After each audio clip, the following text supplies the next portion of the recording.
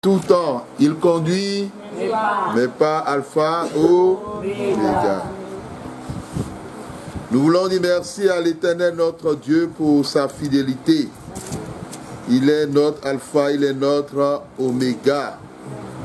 Il est notre commencement, il est notre victoire. Il est notre élévation. Amen. Nous allons lire dans la parole de Dieu, dans le livre de Marc, chapitre 9, les versets 14 à 29. Marc, chapitre 9, versets 14 à 29. Marc, chapitre 9, les versets 14 à 29. Je lis la parole de Dieu au nom de Jésus-Christ. Amen. Amen. Jésus guérit un démoniaque. Lorsqu'ils furent arrivés près des disciples, ils virent autour d'eux une grande foule et des scribes qui discutaient avec eux. Dès que la foule vit Jésus, elle fut surprise et accourut pour le saluer. Il leur demanda, « De quoi discutez-vous avec eux ?» Et un homme de la foule lui répondit, « Maître, j'ai amené auprès de toi mon fils qui est possédé d'un esprit muet. En quelque lieu qu'il le saisisse, il le jette par terre, l'enfant écume, grince des dents et devient tout raide. J'ai prié tes disciples de chasser l'esprit et ils n'ont pas pu. Race incrédule, leur dit Jésus, jusqu'à quand serai-je avec vous? Jusqu'à quand vous supporterai-je?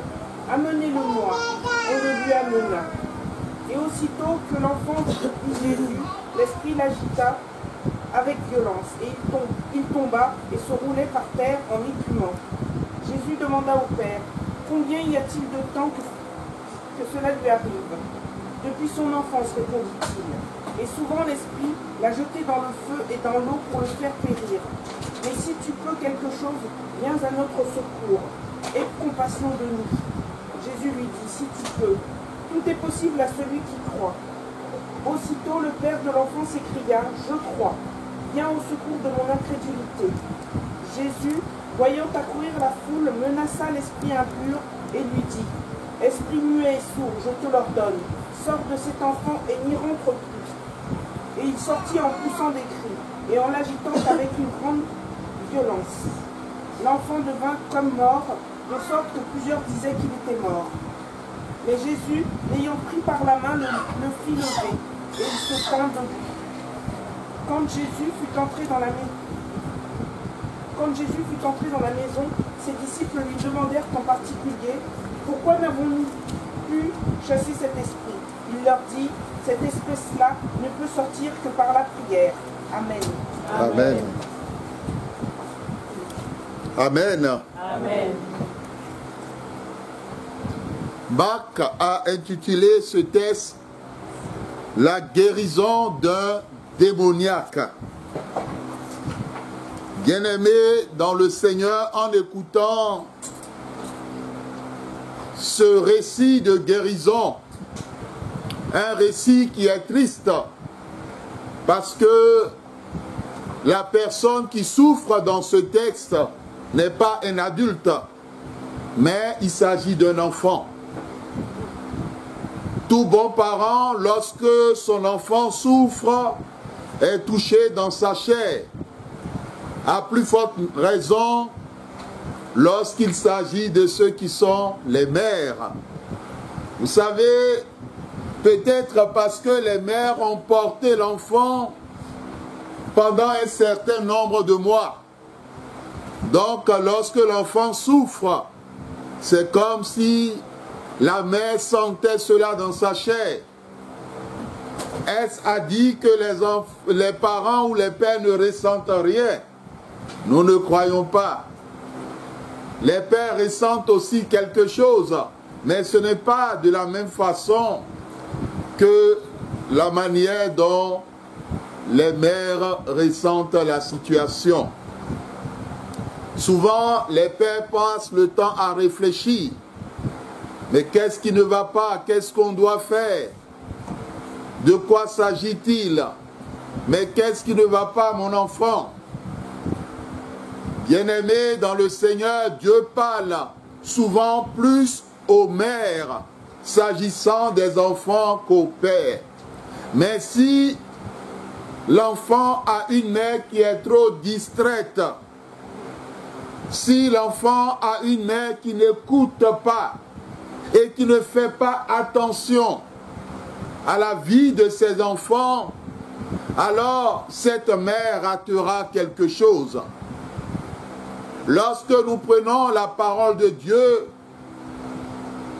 s'agissant des enfants de Rebecca, la Bible nous dit que depuis le sein maternel, Dieu a libéré une parole pour Rebecca.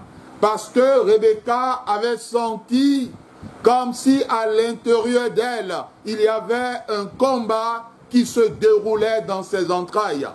Elle sentait les coups que donnaient les pieds ou que donnaient les enfants qu'elle portait. Mais au départ, elle ne savait pas que c'était des jumeaux. À l'époque, il n'y avait pas l'échographie pour pouvoir voir exactement. Mais il y avait le Seigneur des Seigneurs, Amen, le plus grand docteur qui avait déjà vu et qui savait que Rebecca portait en elle deux nations, Ésaü et Jacob. Amen.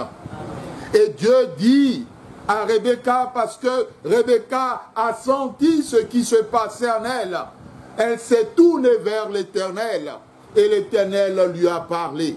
L'Éternel a vu l'inquiétude de Rebecca par rapport à l'enfant qu'elle portait, par rapport aux enfants qu'elle portait. Et Dieu lui a donné une révélation. Dieu ne lui a pas simplement dit qu'il y avait en elle deux nations qui se... Donc, ils avaient commencé déjà la boxe. Amen. Ils avaient déjà commencé à se donner des coups, déjà dans le ventre. Amen. Amen. Mais Dieu lui dit que l'aîné sera assujetti au plus jeune. Amen. Quoi de plus fort lorsqu'on a de telles révélations? Toi qui es mère, quand tu portais ton enfant, ou ceux qui ont eu des jumeaux, quand ils portaient leurs enfants, qu'est-ce qu'ils ressentaient? Qu'est-ce qu'ils ressentaient dans leurs entrailles? Qu'est-ce qu'ils ressentaient dans leur cœur? Parce que Dieu ne se limite pas simplement à ce que nous ayons des sensations physiques par rapport à ce qui se passe dans les entrailles. Mais Dieu nous donne aussi sa parole. Nous ressentons des choses dans notre cœur par rapport à l'enfant que nous portons. Nous ressentons des choses venant de l'Esprit de Dieu dans notre esprit profond pour dire, ah, cet enfant que je porte, il faudrait que je prie pour cet enfant. Il faudrait que je me lève pour cet enfant. Amen. Amen. Mais lorsque nous entrons dans la parole de Dieu, les pères ont une responsabilité parce que l'enfant que porte la mère est issu des entrailles du père et s'est retrouvé dans les entrailles de la mère.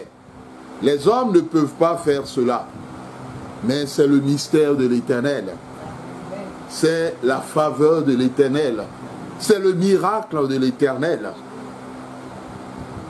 Amen. Parce que la Bible nous dit que lorsque Abraham donnait la dîme à Melchisédek, Lévi était déjà dans les entrailles d'Abraham. Lévi était de la 4e génération. Amen. Et c'est ce pourquoi nous disons à nos bien-aimés frères ou sœurs qui n'ont pas encore, qui ne se sont pas encore mariés, mais qui se marieront un jour, que Dieu a déjà un projet. Surtout pour nos frères, la postérité est déjà en eux. Même si c'est une postérité qui naîtra à la 4e génération. Amen. Lévi était déjà en Abraham. Or, Abraham n'est pas le père de Lévi. Amen. Qui est le père de Lévi?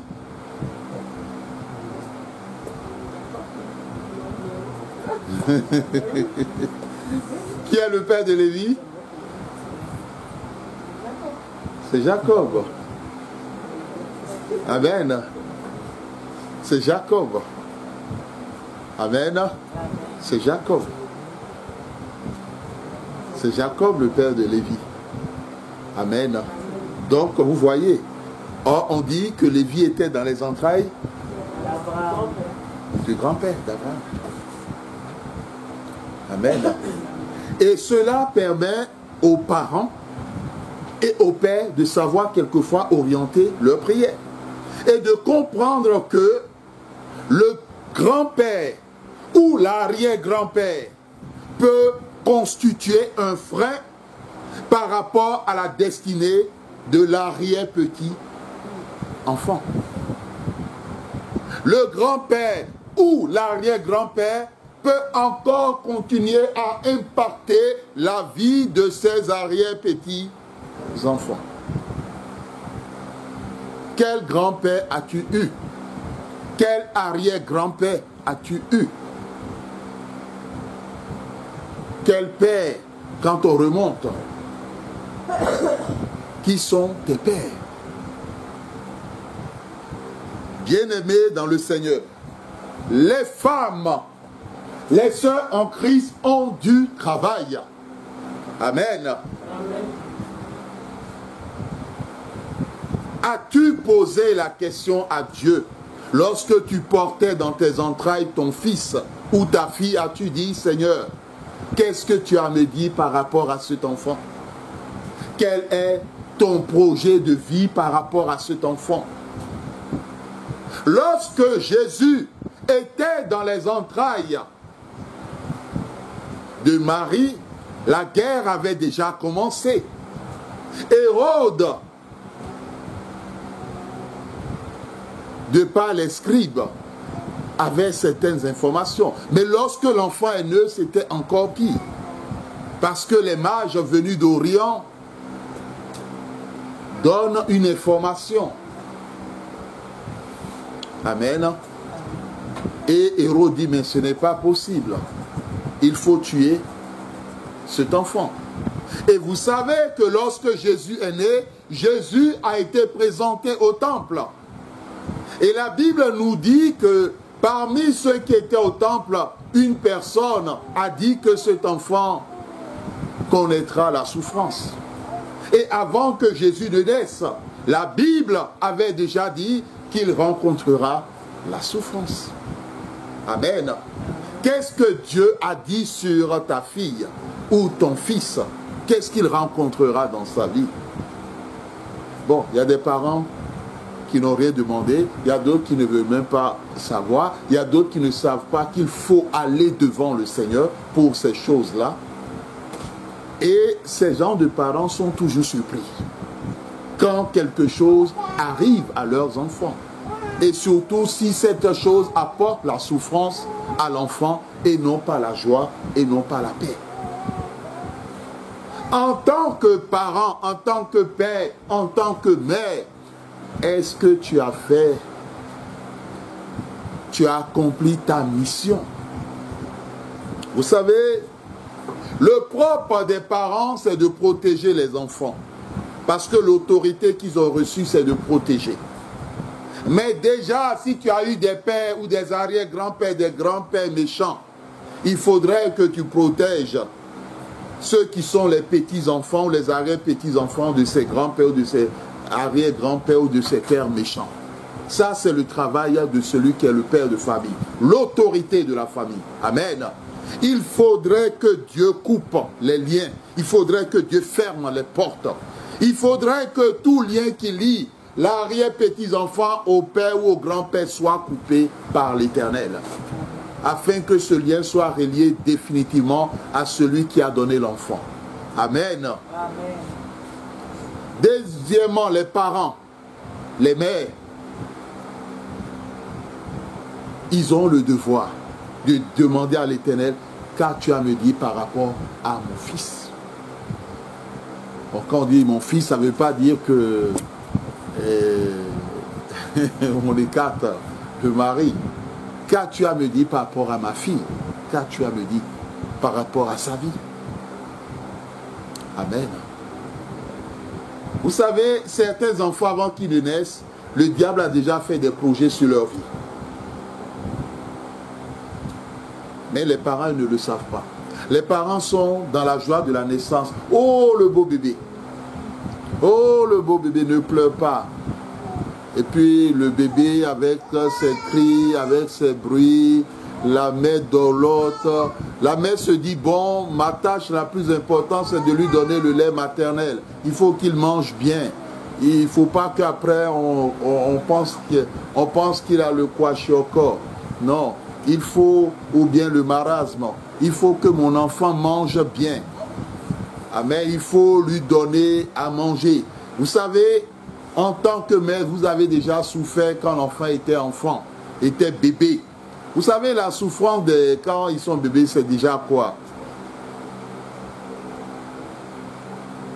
C'est déjà quoi? C'est déjà quand ils ne dorment pas. Ils passent le temps à crier. Amen. Ils passent le temps à crier. Parce qu'il y a certains qui sont devenus champions des nuits, des veillées nocturnes. Amen. Ils passent le temps à crier. Et il suffit que la mère les pose, les laisse. C'est-à-dire, ils sont dans le bras, allez, ils commencent à dormir. Il suffit qu'on les dépose dans le berceau qui se réveille. Oh, la mère se dit, bon, c'est le moment, moi je vais maintenant dormir. J'ai passé trop de temps durant la journée, maintenant il faut que je... Et c'est là où il suffit qu'il touche, allez, il ouvre les yeux, grandement. Comme si c'était le jour. Amen. Vous savez, aucun enfant n'a le droit de manquer de respect à sa mère. Aucun. Aucun. Quelle que soit sa position sociale, quelle que soit sa forme, aucun. Parce que c'est une abomination aux yeux de l'Éternel. Amen. Parce que c'est des personnes qui ont souffert quand vous étiez encore bébé. C'est des personnes qui ont pris soin de vous. Et ce qui fait que quand vous avez atteint un certain âge et vous leur parlez mal, vous leur répondez mal, vous leur parlez comme si c'était des étrangers, là il y a quelque chose qui ne va pas. Un père doit protéger son enfant. Et la meilleure protection vient de l'Éternel. Amen.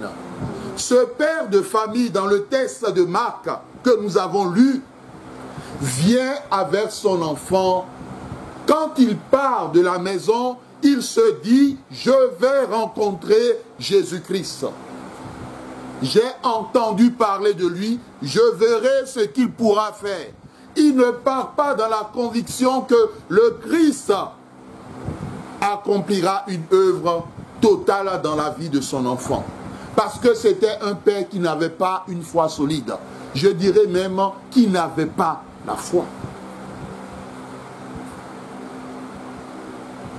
Mon frère, ma soeur, lorsqu'on prend les symptômes de cet enfant, le psychologue vous dira que c'est un épileptique.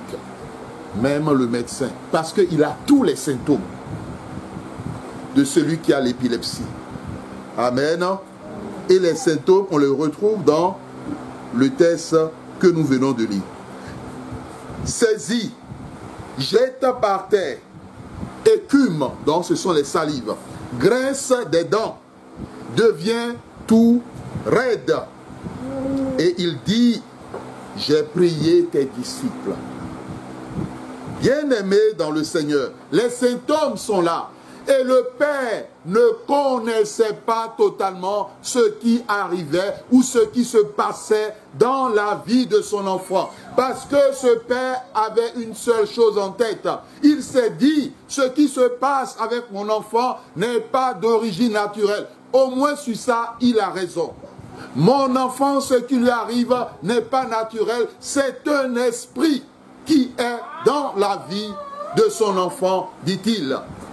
Et c'est un esprit selon la prière, seront plutôt la parole de cet enfant. Il dit à Jésus que c'est un esprit muet. Il y a un esprit muet dans la vie de son enfant. Lorsqu'on parle de la maladie, nous l'avons déjà développé, les sources d'une maladie peuvent être naturelles ou peuvent être spirituelles.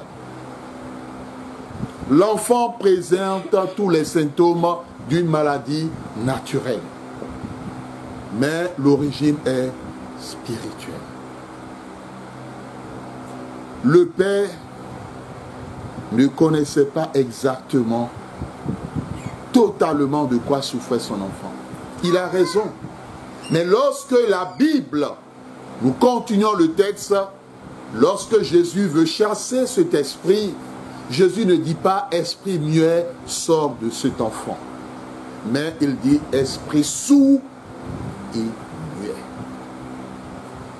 Vous savez, ce père aura passé tout le temps à chercher la solution du problème dont vit, ou bien que vit son enfant, il ne s'en sortirait jamais. Parce que lui, il est en train de traiter un seul mal, il est en train de traiter un mal qui n'est pas le véritable mal. Parce que l'esprit qui est l'enfant, est en même temps sourd et muet. Il n'est pas seulement sourd. Donc, lorsque il dit, ou quelqu'un dit, esprit muet, sort de cet enfant, l'esprit dira, mais il ne parle pas de moi, il parle de quelqu'un d'autre.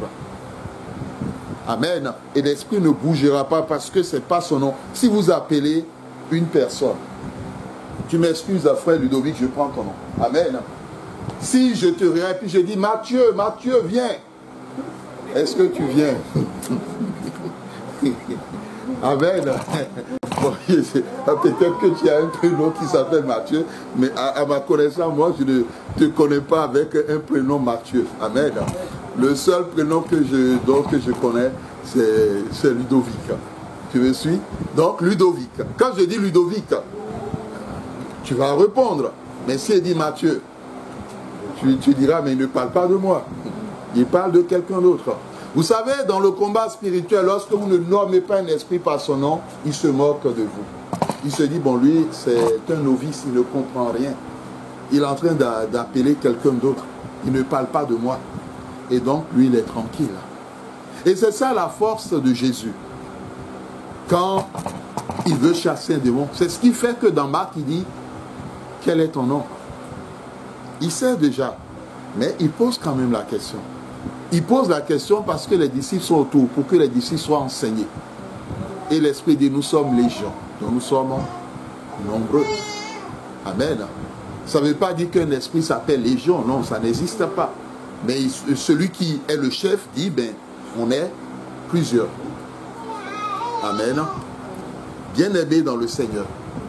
Et donc, en tant que mère, il faudrait que tu demandes à Dieu de te parler de ton enfant. En tant que mère, tu as le devoir, jour et nuit, de prier pour ton enfant. Amen. C'est un devoir, c'est important. Ne laisse pas les choses quotidiennes, le boulot, et ceci, tel souci, tes problèmes personnels, t'empêcher de prier jour et nuit pour tes enfants. Amen. Il faut comprendre la pensée de Dieu. Bien-aimé, Jésus, lorsque la situation, le problème avait commencé, Jésus n'était pas là. Le Père voulait voir Jésus. Mais lorsqu'il vient, il voit les disciples. Normalement, quand tu ne vois pas celui que tu cherches, qu'est-ce que tu fais? Tu demandes où est-ce qu'il est. Amen. Tu dis, bon, où est-ce que je peux le trouver? Ah, il n'est pas là, il sera là bientôt, alors je l'attends. Mais le Père ne fonctionne pas ainsi. Bien-aimé, quand tu passes par des moments difficiles, ou quand à un moment donné, ton enfant passe par une situation difficile, et que l'Esprit de Dieu te met à cœur de procéder d'une certaine façon, suis ce que le Saint-Esprit te dit. Amen. Bien-aimé dans le Seigneur, comprenons la pensée de Dieu. L'Esprit de Dieu te dira, fais ceci, mais qu'est-ce qui va se passer? Quelqu'un d'autre va te dire non, non, non, ne fais pas ça, fais plutôt ceci. Une troisième personne, non, non, non, non, non, fais plutôt ceci. Ah, peut-être un autre berger te dira, mais non, fais plutôt ceci. Ou bien un chrétien, une chrétienne ou bien un frère, une soeur te dira, ah non, ou bien je connais un frère, je connais un chrétien, il prie beaucoup aussi.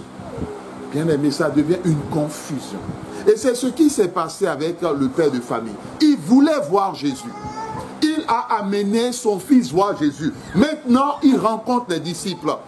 Normalement, il dit aux disciples, j'aimerais voir le maître. Où est-il? J'aimerais voir Jésus parce que mon enfant a ceci. Mais il ne voit pas Jésus, il voit les disciples et il confie le problème aux disciples. Ce n'est pas la vision du départ. Lorsque tu es dans une vision de départ avec le Seigneur Jésus-Christ, demeure dans cette vision. Amen. Parce que même les chrétiens peuvent te dérouter de la solution que Dieu a mis dans ton cœur. Mais ces chrétiens seront manipulés. Les amis de Job, malgré que c'était des personnes qui croyaient, ont été manipulés par Lucifer. À tel point qu'ils ont commencé à l'accuser. En disant c'est parce qu'il a désobéi à Dieu qu'il vit cela. Lui qui pensait que cela allait le soutenir dans sa souffrance. Bien-aimé, l'Éternel veut te dire que les enfants qu'il nous donne, à un moment ou un autre, ces enfants passeront par la souffrance. Ces enfants passeront par la souffrance. Mais déjà, à leur naissance, tu as le devoir de dire à Dieu de te parler de ton enfant. Qu'est-ce qu'il a à te dire par rapport à ton enfant, par rapport à sa vie, par rapport à son avenir? Si l'ennemi a des projets, l'Éternel te révélera. Depuis le sein maternel, pose des questions à l'Éternel sur ta postérité. Tu éviteras beaucoup de drames et beaucoup de souffrances et de situations. Première chose. Deuxième chose, bien-aimé, quel que soit ce que ton enfant vit, tourne-toi vers l'Éternel. La solution est auprès de l'Éternel. Et lorsqu'il te donne la solution, suis la solution de l'Éternel. Ne suis pas des solutions intermédiaires. Lorsque Jésus vient, tout maître est aux côtés de ses disciples. Jésus vient aux côtés des disciples. Nous dit le texte que nous avons lu. Lorsqu'il fut arrivé près des disciples, il vit autour d'eux une grande foule. Des scribes discutaient. Verset 14. Lorsque la foule vit Jésus, elle fut surprise. Et l'on accourut pour le saluer. Il leur demanda sur quoi discutez-vous avec eux. Et un homme de la foule lui répondit, Maître, j'ai amené auprès de toi mon fils. Là, il n'est pas auprès de Jésus. Il a amené son fils auprès des disciples. C'est vrai, au départ, il est parti pour Jésus, mais par la suite, les choses ont changé. Mon frère, ma soeur, lorsqu'un père voit son enfant souffrir, ou une mère voit son enfant souffrir, cela n'est pas de gaieté de cœur. La Bible dit que cet esprit saisit l'enfant quand il veut. À n'importe quel lieu. Quand il veut. C'est-à-dire, l'enfant peut être assis, en train de manger, allez. L'enfant peut, en train de traverser la voie. C'est-à-dire, l'esprit, c'est comme si c'était pour lui un jeu. Mais pour l'Éternel, l'Éternel ne supporte pas ceux qui jouent avec la vie des enfants qu'il donne. Parce que les enfants sont un héritage, dit la parole de Dieu. Amen. Amen. Bien-aimé dans le Seigneur, le Seigneur Jésus-Christ te parle en tant que parent ce matin. Il te parle pour que il ne soit pas tard ni trop tard, parce que l'ennemi ne dort pas. L'ennemi cherche toujours à faire du mal à l'héritage que constituent les enfants que Dieu nous donne. En tant que père, nous devons être plus attentionnés par rapport à nos enfants, par rapport à ce qu'ils regardent, par rapport à ce qu'ils font. Amen. Quelquefois, nos enfants peuvent s'engager dans des choses que nous ne savons pas. Mais comme nous sommes en prière pour eux, Dieu nous parlera. Amen. Quand tu parles à Dieu, Dieu te parle en retour. Et il te parlera de différentes façons. S'il y a des choses qui ne vont pas, Dieu nous dira. Parce que cela évitera un jour qu'on voit ou bien qu'on ait en face de nous un enfant qui est soit méchant. Un enfant qui est vraiment trop orgueilleux. De telle sorte que que le père parle, que la mère parle, c'est comme si c'était le vent qui soufflait. Elle dit, oh, ils veulent parler, qu'ils parlent. Mais lorsque Dieu nous a donné ses enfants, lorsque ces enfants avaient un certain âge, ils n'étaient pas comme ça. Le jour où tu constates que ton enfant, ta fille ou ton fils a changé, ou commence à changer, tu ne dois pas croiser les bras. Tu ne dois pas regarder ça comme si tu regardais Tarzan ou bien un film à la télé. Mais tu dois retourner dans la prière auprès de celui qui te l'a donné. Et dis, mais Seigneur, mon enfant est en train de changer. Mon fils est en train de changer. Ma fille est en train de changer. Je ne comprends pas. Il n'était pas comme ça. Et dans mon cœur, tu ne m'as pas donné un tel enfant. Qu'est-ce qui se passe?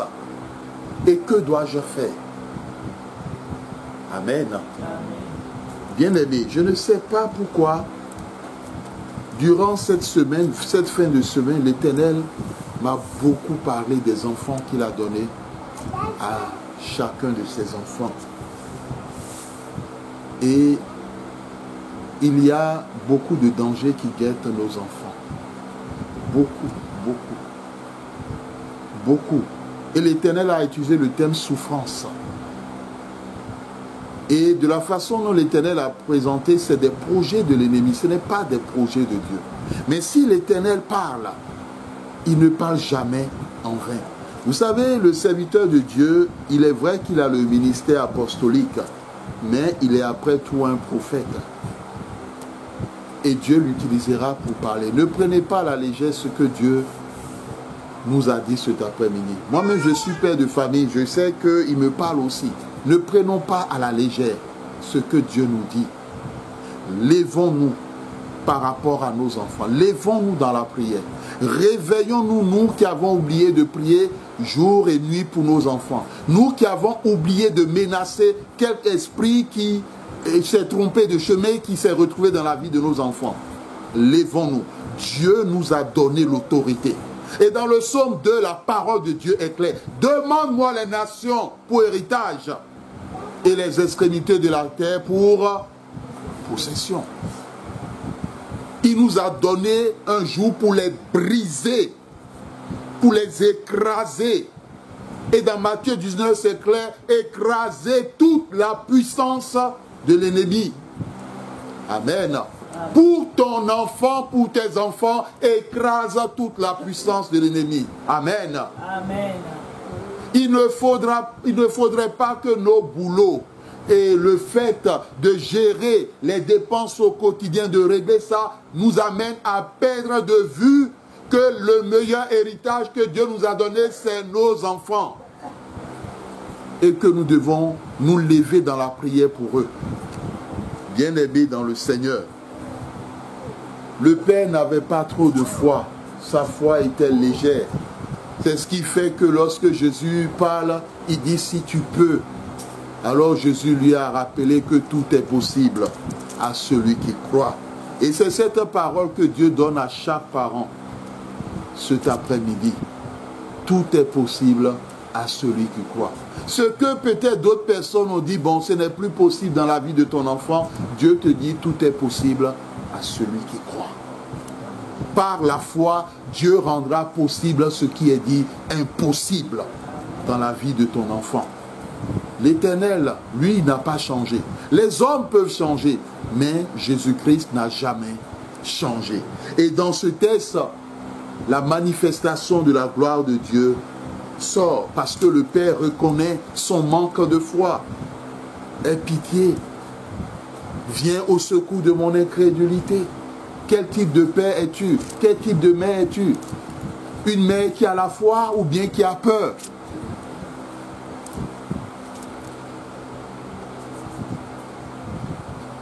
Si tu as peur, dis à Dieu d'enlever la peur de ton cœur. Une mère qui doute ou bien une mère qui est ferme. Si tu es quelqu'un qui doute, demande pardon à Dieu et dis-lui de te donner le don de la foi.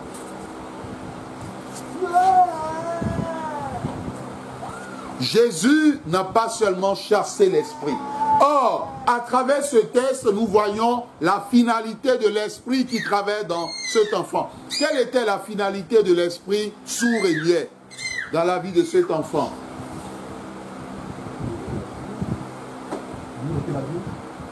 Amen. Est-ce que nous avons entendu? Ne nous laissons pas distraire par Loïs. Est-ce que nous avons entendu la réponse? Ah, vous voyez, c'est ça. Loïs. C'est le moment de la parole. Lui ôter la vie. C'était la finalité. L'esprit qui était en l'enfant, c'était de lui ôter. C'était le but. Donc, faisons attention.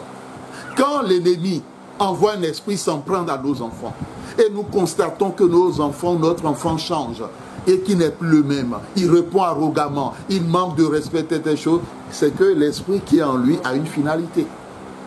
Il a un but. Il a un but.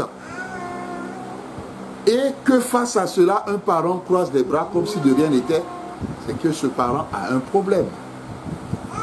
Et soit le parent a été rendu aveugle parce que les ténèbres, quand il veut nuire, quelquefois ils rendent le père ou la mère aveugle. Et les parents ne saisissent pas. Nous allons demander à la mère de l'enfant de porter l'enfant ou au père de porter l'enfant. Donc, il y a des parents qui ont été aveuglés. Et l'enfant, l'ennemi est en train de détruire l'enfant.